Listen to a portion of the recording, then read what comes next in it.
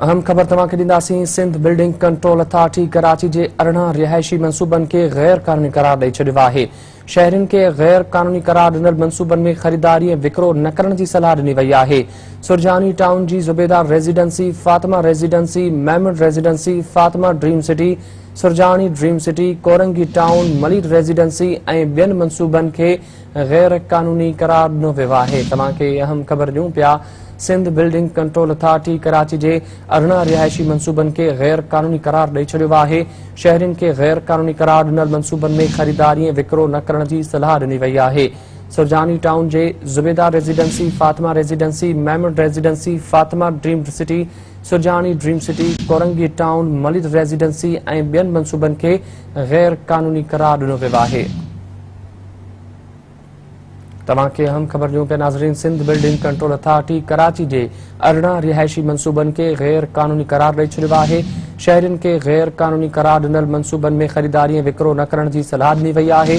Surjani town जी Zubedar residency, Fatima residency, Mahmood residency, Fatima dream city, Surjani dream city, Korangi town, Malik residency ऐं ॿियनि मनसूबनि खे गैर कानूनी करार ॾिनो वियो आहे। तफ़सील मालूम कंदासीं। कराची मां चीफ रिपोर्टर फयाज़ कुरैशी असां सां टेलीफोन लाइन ते मौजूद आहे।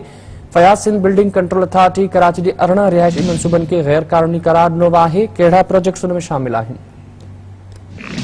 Yasir, Sindh building control authority Karachi में जेके 18 रहायशी मनसूबा आहिनि उन्हनि खे बाज़ाब्ता तौर ते गैर कानूनी करार ॾेई न सिर्फ़ु उन जे हवाले सां नोटिफिकेशन जारी कयो, बल्कि इन हवाले सां पब्लिकेशन पिणु जारी करे आवाम खे आगाह कयो आहे त जेके अहिड़े क़िस्म जी जेका गैर कानूनी जेका मनसूबा आहिनि उन्हनि में जेकॾहिं आवाम ख़रीदारी कंदो या विकिरो कंदो तो उन हवाले सां कंहिं न सिर्फ़ु माली तौर ते नुक़सानु करणो पवंदो, बल्कि सलाह ॾिनी वई आहे त अहिड़े क़िस्म जा जेके मनसूबा आहिनि जंहिंजी उन्हनि निशानदेही कई आहे उनमें कंहिं क़िस्म जी ख़रीदारी या विकिरे करण जे हवाले सां कंहिं क़िस्म जी कोशिशि न कई वञे, छाकाणि मनसूबा जिनमें सरजानी टाउन जी जेका ज़ुबेदार रेजिडेंसी है, फातिमा रेजिडेंसी है, महमूद रेजिडेंसी है, Fatima dream city, Sarjani dream city ऐं अल हुदा गैर जेको मनसूबो आहे उनखे गैर कानूनी करार ॾिनो वियो आहे।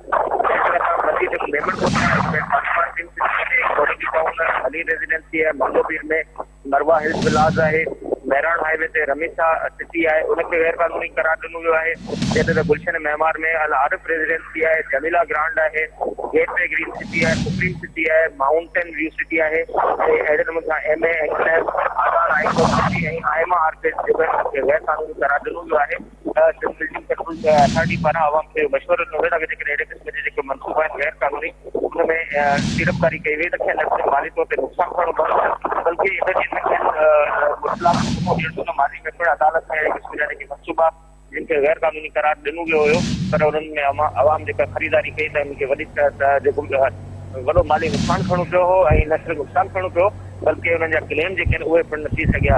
त बाज़ाब्ता तौर ते नोटिफिकेशन जारी कयो वियो ऐं पब्लिकेशन जारी कई वई ऐं आवाम खे आगाह कयो वियो त अहिड़े क़िस्म जी सीड़पकारी न कनि ऐं पाण खे नुक़सान खां बचाइनि। जी यासिर।